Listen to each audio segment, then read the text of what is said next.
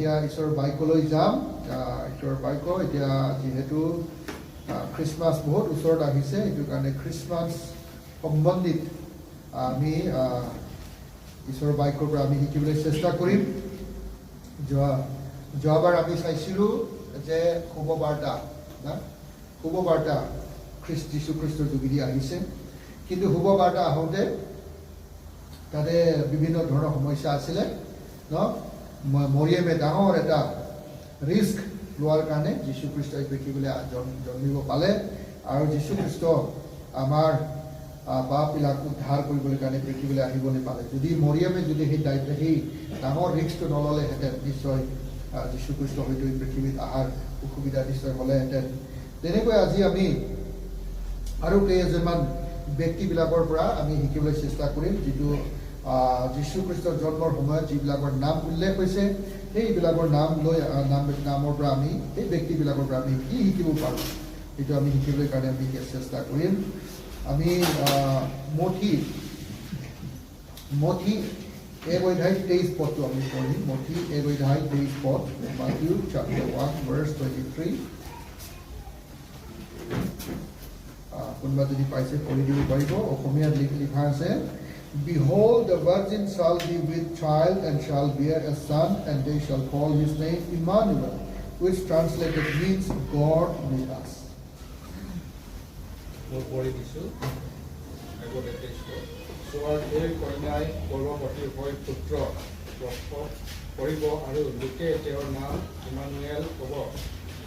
এই নামৰ অৰ্থ আমাৰ লগত ঈশ্বৰৰ বচনকৃত হ'বলৈ এই সকলো ঘটিল এতিয়া এইটো হৈছে ভৱিষ্যবাণী জেছে নবীয়ে এই ভৱিষ্যবাণীটো কৰিছিলে এই ভৱিষ্যবাণী আৰু মঠিয়ে আকৌ নতুন নিয়মত এইটো আকৌ উল্লেখ কৰিছে এতিয়া ইয়াতে আমি চাব বিচাৰিছোঁ child virgin shall be with child মানে অসমীয়াত কেনেকৈ লিখিছে আৰু এবাৰ পঢ়িব নেকি লাহেকৈ কইনাই গৰ্ভৱতী হৈ পুত্ৰ প্ৰসৱ কৰিব অ'কে থেংক ইউ পুত্ৰ এতিয়া এই পুত্ৰজন কোন হয় আৰু সেই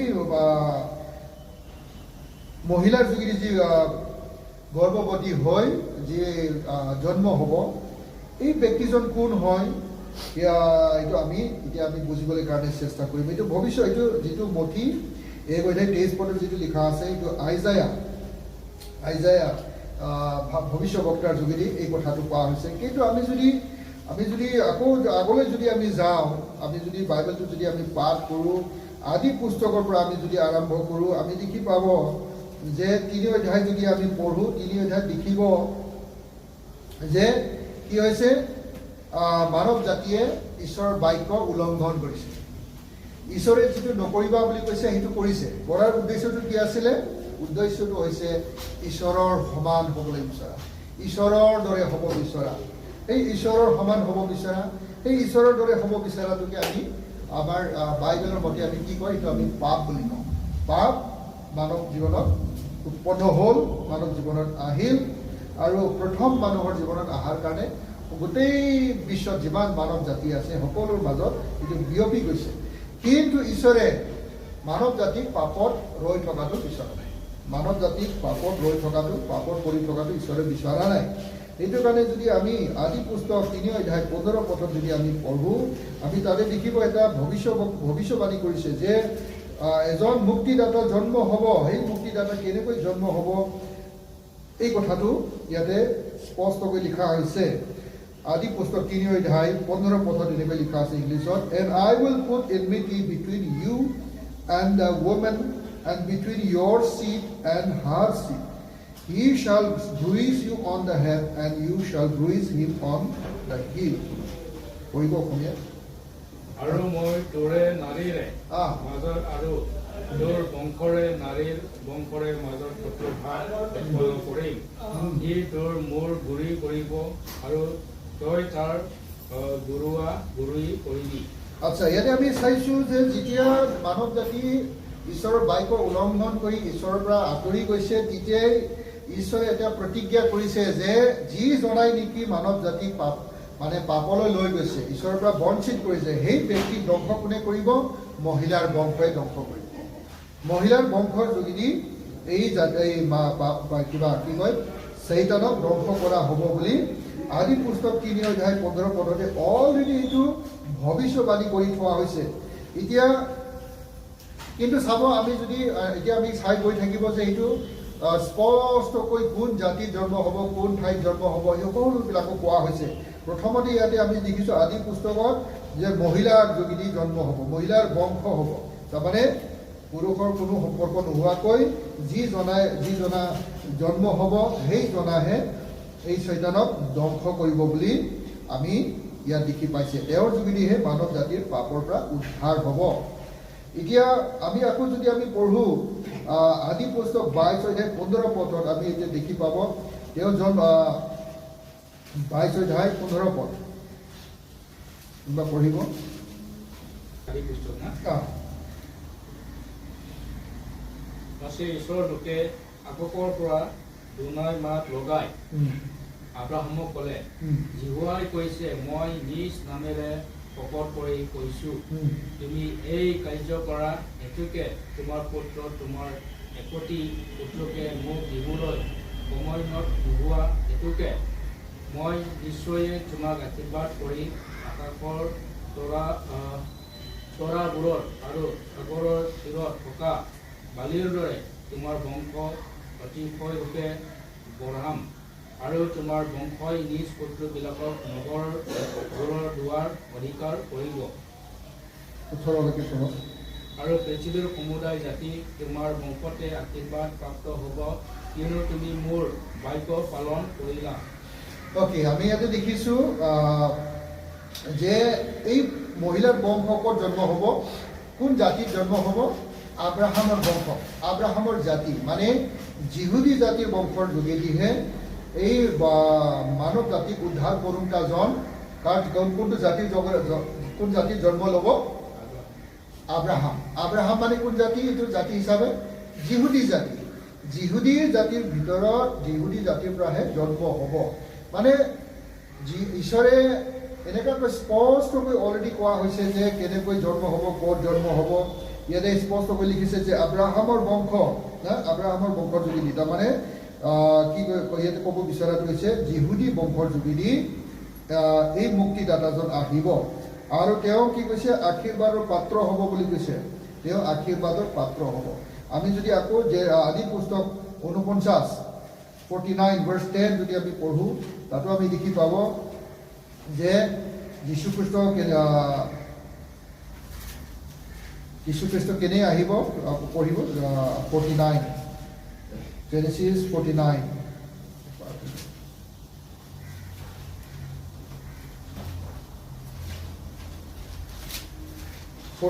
verse 10 উল্লেখ হৈছে না মানে তাতে শাইলো বুলি, শিলো। অ'কে, শিলো তাৰমানে এইটো হৈছে মেছায়া। ইয়াৰ আচল মিনিংটো হৈছে মেছায়া, মুক্তিদাতা জন্ম হ'ব। শাইলো মানে মুক্তিদাতা, শালোম না, এই শব্দৰ পৰা এইটো আহিছে। যদি আমি যিসকলে যদি আপোনালোকে অনলাইন যদি চাব পাৰে, আপোনালোকে বিচাৰি চাব, শাইলো মিনিংটো হৈছে মেছায়া। মেছায়া উইল কাম ফ্ৰম দ্য জুদা বংশৰ পৰা আহিব। আগত আমি কি দেখিছোঁ? যিহুদী বংশৰ পৰা, যিহুদী জাতিৰ পৰা আহিব। এতিয়া ইয়াত মানে কি ক'ব, হাত চেম চালি নাগলাছে মাতে, তাৰমানে জাতি হিচাপে যিহুদী জাতি। আকৌ যিহুদীৰ ভিতৰতে আমাৰ মানে 12টা জাতি আছে নহয় জানো, 12টা ট্ৰাইবছ আছে। এই ট্ৰাইবছৰ ভিতৰত ক'ৰ পৰা আহিব? জুদাৰ পৰা আহিব। জুদাৰ পৰা জন্ম হ'ব, এইটো স্পষ্টকৈ ইয়াতে লিখা আছে। আমি যদি আকৌ জেচায়া 11 verse 1 যদি আমি চাওঁ, জেছে বুলি শব্দ ওলা নাই নেকি? জেছে বুলি নাই নেকি? জেছয়, অসমীয়া জেছয় কৰি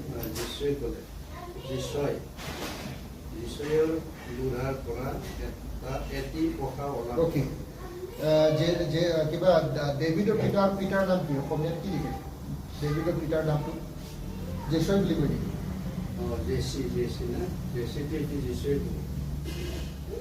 পাইছোঁ যে জাতি ক'ত জন্ম হ'ব, কোন জাতিত জন্ম হ'ব, এইটো স্পষ্টকৈ কোৱা হৈছে। এতিয়া জাতিৰ পিছত এতিয়া স্পষ্টকৈ কোনটো পৰিয়ালৰ জন্ম হ'ব, কোন পৰিয়ালত জন্ম হ'ব, এই মানে চিড অফ দ্য উমেন, যিটো নাৰীৰ বংশ বুলি যিটো আদি পুস্তক 3:15 পদত যিটো কোৱা হৈছে, এইটো আদি পুস্তকৰ পৰা যদি আমি এনেকৈ চিৰিয়েলি যদি পঢ়ি আহি থাকোঁ, আমি দেখি পাব মানে একে স্পষ্টৰ পৰা স্পষ্ট হৈ আহিছে। এইটো স্পষ্ট এতিয়া কৈছে জেছে মানে দাউদৰ বংশৰ পৰা জন্ম হ'ব, এই কথাটো স্পষ্টকৈ লিখা আছে। আমি এইটো একেই কথাটো আকৌ গীতমালা 110ৰ এই পদত আমি দেখি পাব। বাকী আমি এইবিলাক নপঢ়োঁ আৰু আপোনালোকে লিখি লৈ যাব। গীতমালা 110 সেইটোতো আমি স্পষ্টকৈ দেখি পাব যে যীশুখ্ৰীষ্ট দাউদৰ বংশৰ পৰা জন্ম হ'ব, এই কথাটো স্পষ্টকৈ লিখা আছে। আৰু এতিয়া এইটো স্পষ্টকৈ লিখা হৈছে যে এই মহিলাৰ বংশ যিজনে নেকি জন্ম হ'ব, তেওঁৰ কামবিলাক কি আছে, কিয় জন্ম হ'ব, কাৰণটো কি আছে, why he will be born, এইটো কথাটো আমি দেখি পাব। জেছায়া 9:6 পদত আমি যদি চাই আমি দেখি পাব যে তেওঁ কিয় জন্ম হ'ব। তাৰপিছত আমি যদি জেছায়া 53টো যদি আমি পঢ়োঁ, তাতো আমি দেখি পাব যে যীশুখ্ৰীষ্ট কিয় জন্ম হ'ব, যে মানৱ জাতিৰ পাপৰ অৰ্থে এই নিজে বলি হ'ব, আৰু যিসকলে তেওঁক বিশ্বাস কৰিব তেওঁবিলাকে উদ্ধাৰ পাব। তাৰমানে এতিয়া মই ক'ব বিচৰাটো কি ক'ব বিচাৰিছোঁ যে যীশুখ্ৰীষ্টৰ জন্মৰ বিষয়ে আদি পুস্তকৰ পৰা লৈ নতুন নিয়মলৈকে স্পষ্টকৈ মানে কি কৈছে, বৰ্ণনা কৰা হৈছে যে নাৰীৰ বংশ, তেওঁ জন্মিব, তেওঁ শয়তানক ধ্বংস কৰিব, তেওঁ বিশ্বাস কৰাবিলাকে কি হ'ব, পৰিত্ৰাণ পাব। এতিয়া সেই নাৰীৰ বংশটো কেনেকৈ চিনি পাব, এইটো মানে এতিয়া প্ৰথমতে কি হৈছে, জাতি, কোন জাতিত জন্ম হ'ব। জাতিৰ পিছত কি হৈছে, জাতিৰ ভিতৰতো কি ক'ব, জাতি মানে অসমীয়াটো মই নাজানো আৰু জাতি ইজৰাইল জাতিৰ ভিতৰতে 12টা আৰু জাতি আছে। এই 12টা জাতিৰ ভিতৰত জুদাৰ জাতিৰ ভিতৰত জুদাৰ পৰা জন্ম হ'ব। জুদাৰ পৰা আৰু তাতে কি পৰিয়ালৰ নাম উল্লেখ পোৱা হৈছে যে কোন পৰিয়ালত জন্ম হ'ব, যে জেছে জুদা। তো মানে কি ক'ব বিচৰাটো কি হৈছে, মই ক'ব বিচৰাটো যে যীশুখ্ৰীষ্ট যে আদি পুস্তক 3:15 কোৱা মতে যে জন্মিছে আৰু সেই গোটেই কথাবিলাক যে মিলিছে আমি বাইবেলত দেখি পাওঁ। সেইটোৰ কাৰণে আমি যীশুখ্ৰীষ্টক যে বিশ্বাস কৰোঁ, বিশ্বাস কৰাৰ কাৰণটো এইটোৱে, কাৰণ ঈশ্বৰে যেনেকৈ কৈছে তেনেকৈ একজেক্টলি যীশুখ্ৰীষ্টৰ জন্ম আমি ইয়াতে দেখি পাইছোঁ। এতিয়া আমি দেখি পাইছোঁ the birth of a sun, যে এজনা কি হ'ব, সন্তান জন্মিব, এজনা সন্তান জন্মিব। এই সন্তানজন কোন হয় আমি এতিয়া নিশ্চয় বুজি পাইছে। মই অসমীয়াত অলপ এইটো বৰ্ণনা কৰিবলৈ অলপ অসুবিধা হৈছে, নিশ্চয় তথাপিও আপোনালোকে বুজি পাইছে বুলি মই আশা কৰিছোঁ। তাৰপিছত আমি আৰু যীশুখ্ৰীষ্টৰ জন্মৰ সময়ত আৰু এজন ফেমাছ মানুহৰ নাম শুনো, এই নামটো হৈছে হেৰড। আমি যদি পঢ়োঁ মঠি 2:16 পথত যদি আমি পঢ়োঁ, তাতে আমি হেৰডৰ নামটো দেখি পাব। মঠি 2:16 আমি দেখিছোঁ হেৰড বুলি এজন ব্যক্তি আছিলে। এই হেৰডটো কি সাধাৰণ মানুহ নহয়। হেৰড কোন হয়, ৰজা হয়। হেৰড এজন ৰজা হয়, আৰু সেই সময়ত ইজৰাইল দেশটো হেৰডে চলাই আছিলে। এই চলাই থকা অৱস্থাত যীশুখ্ৰীষ্টৰ জন্ম হৈছে। যেতিয়া যীশুখ্ৰীষ্টৰ জন্ম হৈছে, তেতিয়া মানে স্বৰ্গদূতৰ যোগেদি এনাউন্স হৈছে, বা যদি তেওঁবিলাকে যিহেতু যিহুদী হোৱাৰ কাৰণে যিহুদী জাতিবিলাকে অল্ড টেষ্টামেণ্টটো পুৰা স্পষ্টকৈ জানে, তেওঁবিলাকে পুৰণি নিয়মৰ পৰা যদি চাইছে, গম পাইছে যে ৰজা জন্মিছে, মানৱ জাতিৰ ৰজা। কিন্তু হেৰডে ভাবিছে যে এতিয়া মোৰ বিৰুদ্ধে অন্য এটা ৰজা জন্মিছে, গতিকে মোৰ দেশটো গুচি যাব, মোৰ পাৱাৰ গুচি যাব, মোৰ অধিকাৰ গুচি যাব, মোৰ টকা পইচা, ধন সম্পত্তি, মান সন্মান গোটেই গুচি যাব। গতিকে হেৰডে কি কৰিছে, এটা ডাঙৰ এটা বাধা সৃষ্টি কৰিবলৈ চেষ্টা কৰিছে, যেন যীশুখ্ৰীষ্ট যেন এই পৃথিৱীত যেন জন্ম হৈ ডাঙৰ দীঘল হৈ ঈশ্বৰে যি কাৰ্য তেওঁ পঠিয়াইছে সেই কাৰ্যটো সম্পূৰ্ণ নহ'বৰ কাৰণে, এইটো বাধা দিবৰ কাৰণে হেৰডে এজন কি এজন বাধা দিয়া এজন ব্যক্তি আছিল হি ৱাজ এ গ্ৰেট হিন্ড্ৰেন্স তেওঁ মানে ডাঙৰ এটা হিন্ড্ৰেন্স আছিলে যীশু খ্ৰীষ্ট এই পৃথিৱীলৈ অহাত তেওঁ ডাঙৰ কি আছিলে বাধা আছিলে আমি হেৰদ ৰজাৰ পৰা আমি দেখি পাওঁ হেৰদ এজন ডাঙৰ বাধা আৰু কেনেকৈ বাধা আনিছিলে যিসকলে যি ল'ৰা জন্মিছে 2 বছৰৰ তলৰ যিমান ল'ৰা আছে তাৰ দেশত গোটেইবিলাকক বধ কৰিবলৈ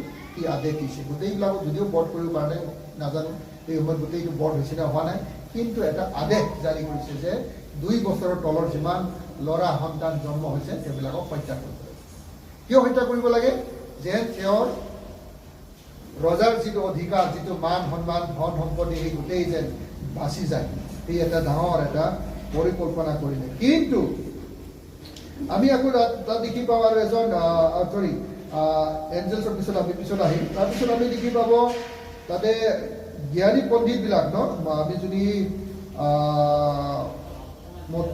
মঠিতে আমি যদি পঢ়োঁ 2 অধ্যায় হেৰদ ৰজাৰ বিষয়ে আমি পঢ়িলোঁ 2 অধ্যায় এক পথত আৰু এটা নাম আছে এইটো হৈছে কি ইংলিছত মোৰ ইংলিছত ক'ব মেগী বুলি ক'ব কিছুমানে মেজাই বুলি কয় নাজানো কোনটো ৰাইট উচ্চাৰণ MAGI মেজাই অসমীয়াত কি লিখিছে পঢ়িবচোন মঠি 2 অধ্যায় 1 পদ পঢ়িব হেৰোদ ৰজাৰ দিনত যিহুদীয়ৰ বৈধ্য হেলেমত যীশুৰ জন্ম হ'ল চোৱা পূৰ্বফালৰ পৰা কেইজনমান জ্যোতিষী পণ্ডিতে জেৰুচালেমলৈ আহি সুধিলে জ্যোতিষী পণ্ডিতবিলাক আছিলে ক'ৰ পৰা আহিছে তেওঁবিলাকে পূব দেশৰ পৰা আহিছে ক'লৈ গৈছে জেৰুচালেমলৈ কিয় গৈছে যীশু খ্ৰীষ্টক দৰ্শন কৰিবলৈ অকল যীশু খ্ৰীষ্টক দৰ্শন কৰিবলৈ যোৱা নাই যীশু খ্ৰীষ্টক কি কৰিব গৈছে উপাসনা কৰিব গৈছে তেওঁক প্ৰভু হিচাপে গণনা কৰিবৰ কাৰণে প্ৰভু হিচাপে মানিবৰ কাৰণে এই জ্যোতিষী পণ্ডিতবিলাকে গৈছে যোৱাৰ পিছত তেওঁবিলাকে কি কৰিছে তেওঁবিলাকৰ কিবা ধন সম্পত্তি সোণ ৰূপ বিভিন্ন এইবিলাক কি কৰিছে দান দিখিনি ঈশ্বৰক উপাসনা কৰিছে আমি যদি পঢ়ো প্ৰভাৱ সিটো উপদেশ 3 অধ্যায় 9 পদ পঢ়িব সিটো উপদেশ 3 অধ্যায় 9 পদ ইয়াতে এনেকৈ লিখা আছে honor the Lord from your wealth and from the first of all your produce পঢ়িব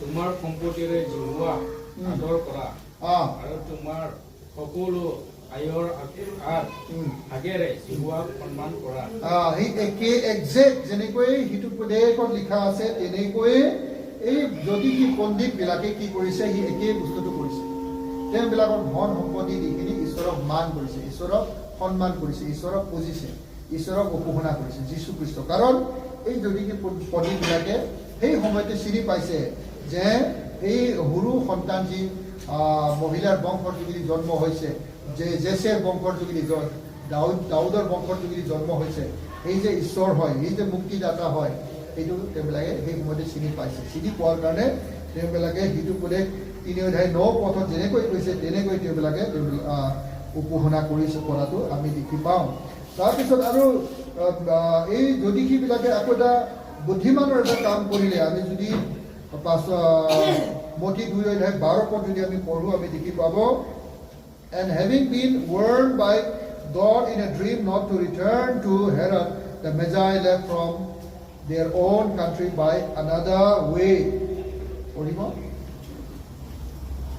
পাছে হেৰোদৰ ওচৰলৈ উলটি নাযাবলৈ তেওঁলোকে সপোনত ঈশ্বৰৰ পৰা আদেশ পায় আন বাকী দি নিজৰ দেশলৈ গুচি গ'ল এতিয়াতো হেৰোদে কি কৈছিলে আগতে যে তোমালোকে যোৱা গৈ কিনি খবৰ খাতি লৈ আকৌ মোক খবৰটো দিয়া বুলি কৈছে যে এই ৰজা যি জন্ম হৈছে ক'ত থাকে কি থাকে গোটেই ডিটেইলছবিলাক মোক দিয়া বুলি কৈছে কিন্তু এই জ্যোতিষী পণ্ডিতবিলাকক ঈশ্বৰে কি কৰিলে এটা বুদ্ধি দিলে কি বুদ্ধি যে আকৌ যি ৰাস্তাদি আহিছিলে সেই ৰাস্তাদি যাব নালাগে তাৰমানে হেৰদ ৰজাৰ ঘৰৰ কাষেদি যাব নালাগে বেলেগ এটা পথেৰে যাব লাগে যাওক সেইটো তেনেকৈ যেনেকৈ ঈশ্বৰে আদেশ দিছে তেনেকৈ সেই জ্যোতিষী পণ্ডিতবিলাকে হেৰদৰ ঘৰৰ ওচৰত দি নগৈ অন্য পথেৰে তেওঁবিলাকে নিজৰ গৃহলৈ আকৌ ঘূৰি যোৱা এটা ডাঙৰ এটা বুদ্ধিমানৰ এটা কাম কৰিছে বুদ্ধিমানৰ কিয় কাম হৈছে বুলি কৈছো মই কাৰণ যদি পণ্ডিতবিলাকে ৰজাৰ ঘৰৰ কাষেদি গ'লেহেঁতেন ৰজাই তেওঁবিলাকক ধৰি ৰাখি তেওঁবিলাক সোধপোছ কৰি গম পালেহেঁতেন যে যীশুখ্ৰীষ্ট ক'ত জন্মিছে You see, this is a wise decision taken by the wise man, and that was done through the angel of the Lord. ঈশ্বৰৰ স্বৰ্গদূত বা ঈশ্বৰে তেওঁবিলাকক এই আদেশটো দিলে আমি আকৌ ইয়াতে আমি দেখি পাব আৰু 3 নম্বৰ আমি প্ৰথম দেখিলো যীশুখ্ৰীষ্টৰ কথা দ্বিতীয় আমি দেখিলো হেৰড ৰজা 3 নম্বৰ আমি দেখিলো যদি কি পণ্ডিত 4 নম্বৰত আমি দেখি পাব স্বৰ্গদূত বিলাকৰ ইয়াতে কিছুমান কৰ্ম কৰা আমি দেখি পাই মঠি 1:19 পদত আমি দেখি চাব কি কৈছে angel of the Lord told Joseph to take Mary as his wife স্বৰ্গদূতৰ মেইন কাৰ্যবিলাক ইয়াতে কি হৈছে নিৰ্দেশনা দিয়া গাইডেন্স কি কৰিব লাগে কি কৰিব নালাগে এই তেনেকৈ নিৰ্দেশনা দিয়াৰ কৰ্মবিলাক স্বৰ্গদূতে কৰাটো আমি দেখি পাওঁ মঠি 1:19 পদত আমি দেখি পাব যেতিয়া জোসেফে মেৰীক মানে নিজৰ ঘৈণীয়েক হিচাপে গ্ৰহণ কৰিবলৈ বিচৰা নাছিলে তেতিয়া স্বৰ্গদূতে আহি কিনি মানে জোসেফক কৈছে যে তুমি ভয় নকৰিবা আজি মৰিয়মে যিটো গৰ্ভৱতী হৈছে এইটো ঈশ্বৰৰ যোগেদি হৈছে পবিত্ৰ আত্মাৰ যোগেদি হৈছে গতিকে তুমি তেওঁক নিজৰ ভাৰ্যা হিচাপে গ্ৰহণ কৰিলে তুমি ভয় নাখাবা এই নিৰ্দেশনা দিয়া হিচাপে জোসেফে তেনেকৈ গ্ৰহণ কৰিলে আৰু আমি যদি মঠি 2:23 পদত যদি আমি 13 পদত আমি যদি চাওঁ আমি দেখি পাব যে যেহেতু হেৰড ৰজাই কৈছে যে গোটেই 2 বছৰৰ তলৰ সন্তানবিলাকক বধ কৰিব লাগে সেই আদেশটো গোটেই দেশত জাৰি কৰা হৈছে এতিয়া স্বৰ্গদূত আহি আকৌ জোসেফ আৰু মেৰীক কৈছে যে তোমালোকে সন্তানক লৈ তোমালোকে কলৈ যোৱা মিছৰ দেশলৈ যোৱা আৰু যেনেকৈ স্বৰ্গদূতে আদেশ দিছে তেনেকৈ জোসেফ আৰু মেৰীয়ে নিজৰ সন্তান যীশুখ্ৰীষ্টক লৈ কেঁচুৱা যীশুখ্ৰীষ্টক লৈ কলৈ গৈছে মিছৰ দেশলৈ গৈছে তেনেকৈ নিৰ্দেশনা কি কৈছে স্বৰ্গদূতৰ কামটো কি হৈছে গিভিং গাইডেন্স নিৰ্দেশনা দিয়াৰ কাম ইয়াত আমি দেখি পাইছো মঠি 2:19 আৰু 20 পদত আমি যদি আকৌ দেখি পঢ়ে আমি আকৌ তাতে নতুন এটা নিৰ্দেশনা দেখিব যেতিয়া যীশু আৰু তেওঁৰ মাক দেউতাক তাৰমানে মৰিয়ম আৰু জোসেফ যেতিয়া মিছৰ দেশত আছিলে কিন্তু হেৰড ৰজা কেইবছৰমান পিছত তেওঁৰ মৃত্যু হোৱাৰ পিছত স্বৰ্গদূতে কৈছে জোসেফ তোমাৰ ভাৰ্যা মৰিয়ম আৰু তোমাৰ সন্তান যীশুখ্ৰীষ্টক লৈ তোমালোকে আকৌ বেথলেহেমলৈ ঘূৰি যোৱা Bethlehem Angel of the Lord told Joseph to take the child and the mother and go to Israel. Bethlehem Israel. Israel দেশলৈ আকৌ ঘূৰি যাবৰ কাৰণে কি কৰিছে স্বৰ্গদূতে কি কৈছে নিৰ্দেশনা দিছে গাইডেন্স জ্ঞান দিছে বুদ্ধি দিছে তো ইয়াতে আমি দেখি পাইছো স্বৰ্গদূতৰ এটা ডাঙৰ কামটো হৈছে এই মহিলাৰ যোগেদি মানে মহিলাৰ বংশ যি জন্মিছে সেই জন্মা সন্তানজনক কেনেকৈ ৰক্ষণাবেক্ষণা দিব লাগে ইয়াৰ নিৰ্দেশনাবিলাক স্বৰ্গদূতে দি আছে আৰু যেনেকৈ স্বৰ্গদূত নিৰ্দেশনা দিছে তেনেকৈ পালন কৰাৰ কাৰণে যীশুখ্ৰীষ্ট তেওঁৰ যি কাৰ্যৰ কাৰণে পৃথিৱীলৈ আহিছিলে এই কাৰ্যটো তেওঁ সম্পূৰ্ণ কৰিবলৈ পৰাটো আমি দেখি পাইছোঁ 5 নম্বৰ আৰু এটা এইটো লাষ্ট 5 নম্বৰত আমি দেখি পাব মেৰখীয়াৰ বিষয়ে যদি আমি চাবলৈ হ'লে আমি লুক গস্পেলত যাব লাগিব গস্পেল লুক চেপ্টাৰ 2 মঠিত মেৰখীয়াৰ বিষয়ে লিখা নাই লুক 2:2 আমি যদি 9 পদত যদি আমি চাওঁ 9 পদত কৈছে And the angel of the Lord suddenly stood before them, and a glory of the Lord shone around them, and they were terribly frightened. ইয়াতে যদি দে আছে এইটো ওপৰৰ পৰা যদি আমি 8 পদৰ পৰা যদি পঢ়ো আমি দেখি পাব in the same region Luke 2:8 পদ in the same region there were some shepherds staying out in the fields and keeping watch over their flock by night, and the angel of the Lord suddenly stood before them, and the glory of the Lord shone around them, and they were terribly frightened. Yede কি হৈছে মেৰখীয়াবিলাক প্ৰথমত কি হৈছে ভয় খাইছে ন পথত কৈছে ন পথত আৰু এইটো অকল ভয় বুলি নহয়, ইংলিছত কৈছে টেৰিবলি ফ্ৰাইটেড, টেৰিবলি ভয়ংকৰ। অসমীয়া কৰকচোন, নপদটো কি লিখিছে? এনেতে প্ৰভুৰ এজন দূত আহি তেওঁলোকৰ ওচৰত থিয় হ'ল আৰু তেওঁলোকৰ চাৰিওফালে প্ৰভুৰ মহিমা প্ৰকাশিত হ'ল। তাতে তেওঁলোকৰ অতিশয় ভয় লাগিল। অতিশয় ভয় লাগিল, অতিশয় ভয় লাগিল। ইয়াতে আমি দেখি পাইছো কি হৈছে, মেল ৰখীয়াবিলাক অতিশয় ভয় খোৱাটো আমি দেখি পাইছো। তাৰপিছত যদি 10 পদ যদি আমি পঢ়ো, 10 পদত কৈছে, do not be afraid, good news of great joy. But the angel said to them, do not be afraid, for behold, I bring you good news of great joy, which will be for all the people. প্ৰথমে পঢ়িবচোন 10 পদ। কিন্তু দূতে তেওঁলোকক ক'লে, ভয় নকৰিবা, কিয়নো চোৱা যি শুভ বাৰ্তা সকলো লোকৰ নিমিত্তে হ'ব, সেই মহা আনন্দৰ শুভ বাৰ্তা মই তোমালোকক জনাওঁ যে। মহা আনন্দ, মহা আনন্দ, এইটো মানে ভয় খোৱা এটা বিষয় নহয়, কিন্তু মহা আনন্দ, কিন্তু সকলো মানৱ জাতিৰ কাৰণে বুলি নাই লিখা নেকি? আৰু সকলো মানৱ জাতি বুলি মই নুশুনিলো।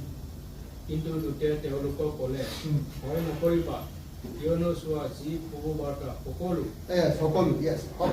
মানৱ জাতিৰ কাৰণে। এই শুভ বাৰ্তাটো অকল যিহুদী জাতিৰ কাৰণে নহয়, অকল ইজৰাইলী সকলৰ কাৰণে নহয়, সকলো মানৱ জাতি, গোটেই বিশ্বৰ মানৱ জাতিৰ কাৰণে এই ভাল শুভ বাৰ্তাটো মই তোমালোকৰ মাজত আনিছো। সেই শুভ বাৰ্তাটো যেতিয়া এই মেল ৰখীয়াবিলাকে বুজি পাইছে, বুজি পোৱাৰ পিছত এই যিটো ভয় খাইছিলে, অতিশয় ভয় বুলি যে কৈছিলে, এই ভয়টো গুচি গৈছে। ভয়টো গুচি গৈছে বুলি আমি কেনেকৈ গম পাওঁ? আমি দেখি পাব, আমি তলত যদি পঢ়ি যায়, এই মেল ৰখীয়াবিলাক যীশু খ্ৰীষ্টক চাবলৈ গৈছে, য'ত জন্মিছে তাতে চাবলৈ গৈছে, এই ঠাইলৈ গৈছে। গৈ কিনি আমি যদি 2 অধ্যায় 17 পদত যদি আমি পঢ়ো, তাত দেখি পাব, when they had seen this, they made known the statement which had been told to them about this child. And all who heard, and all who heard it wondered at the things which were told by the shepherds. দেখিছে, এই শুভ বাৰ্তাটো কি কৰিছে? এই ঠাইলৈ গৈ কিনি তেওঁবিলাকে আকৌ মানুহবিলাকক শুনাইছে। আৰু যিবিলাকে শুনিছে, কিছুমান ইংলিছ বাইবেলত কৈছে আমেজ বুলি কৈছে। তোমাৰ KJV ন? তোমাৰ পঢ়কচোন, কি লিখা আছে? NIV পঢ়কচোন, 17:18 পঢ়ক। When they had seen him, they spread the word concerning what had been told them about this child. And all who heard it were amazed at what the shepherds said. All the people were amazed by hearing what the shepherds told them.